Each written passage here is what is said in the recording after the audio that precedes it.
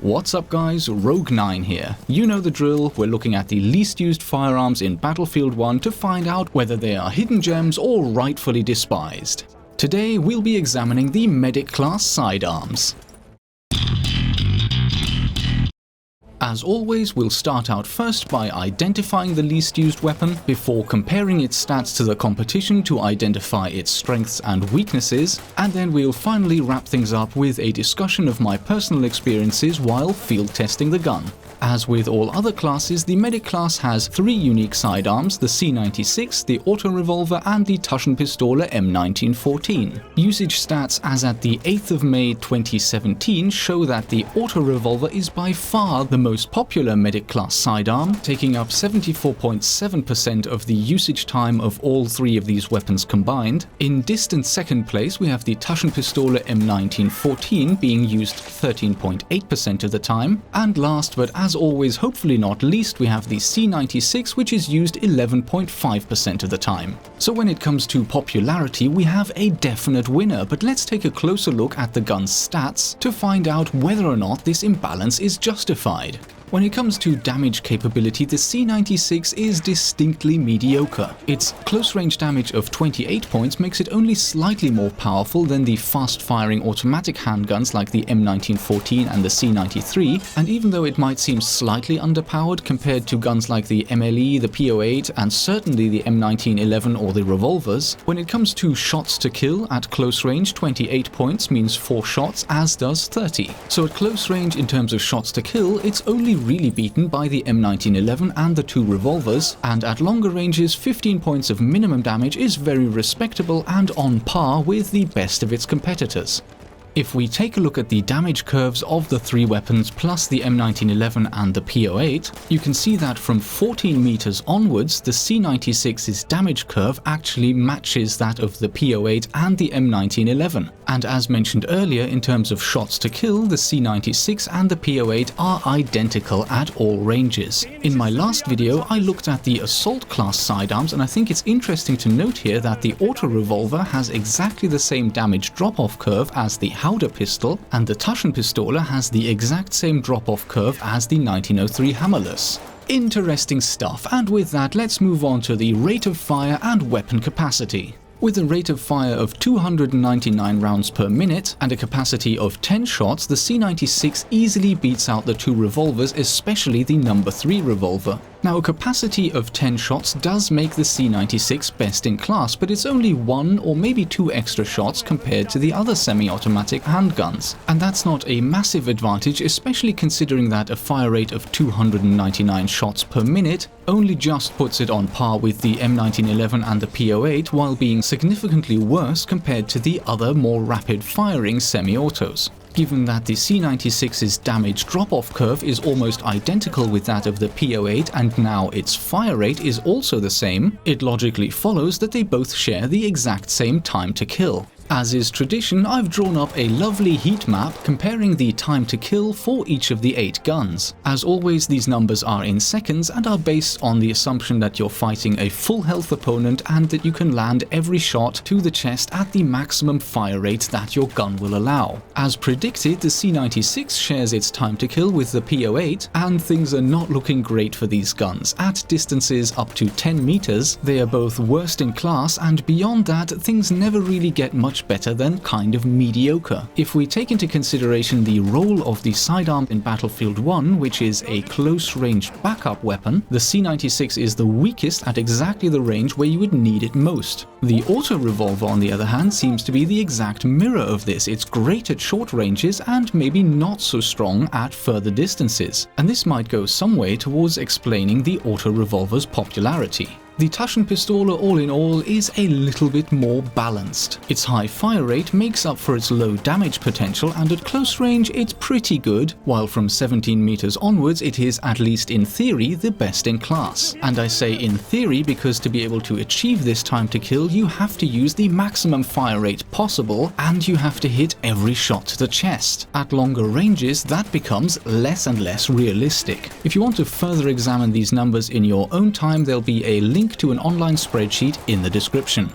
And with that, let's move on to the muzzle velocity of each of the guns. As usual, the harder hitting guns tend to have slower flying bullets, while the weaker guns have faster bullets. And of course, faster bullets means that it's easier to hit your targets, especially when they're dancing around as if inertia hasn't been invented yet. But when it comes to this general rule of lower damage means faster bullets, 2 of the 3 medic weapons actually buck this trend. The M1914 is clearly one of the lowest damaging pistols in the game, but its muzzle velocity of 320 meters per second is just not quite up to scratch when it's compared to its closest competitors, such as the C93, the MLE 1903, and the P08. The C96's muzzle velocity of 440 meters per second puts it head and shoulders above its competitors in this category, and this should make leading your targets somewhat easier.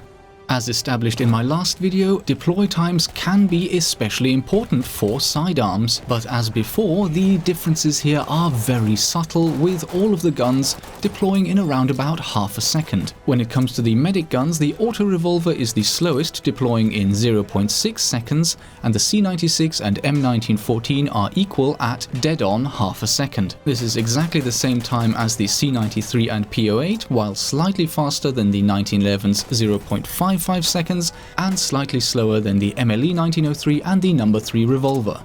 In terms of reload times, the C96 again isn't all that great. Now, even though the C96 is a semi-automatic pistol, it has an internal, non-removable magazine, which means that it needs to be reloaded either via a stripper clip or with individual bullets, one at a time. A reload time from empty of 2.7 seconds makes it significantly worse than most of the other pistols, with the exception of the MLE 1903, also 2.7 seconds, and the auto revolver, which takes 3.17 seconds. When it comes to a tactical reload, that is reloading the gun with the bullet still in the chamber, all other guns, with the exception of the 2 revolvers, perform even better. But since you need to reload each bullet individually for the C96, it takes 1.8 seconds to reload a single bullet, and then a quarter of a second extra for each additional bullet, taking us to a maximum possible reload time of 3.8 seconds for 9 rounds. All in all, that ain't great.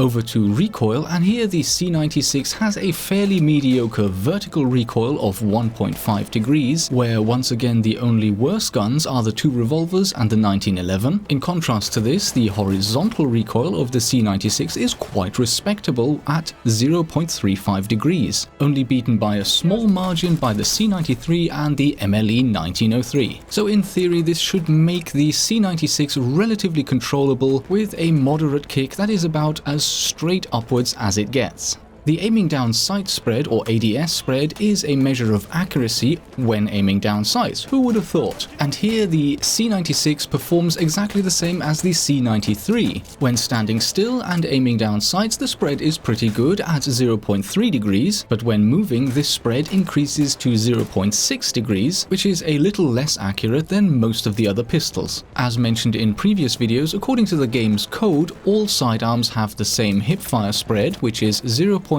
when standing still and 1.2 when moving. And with that, let's summarize what we've learned about the Mauser C96.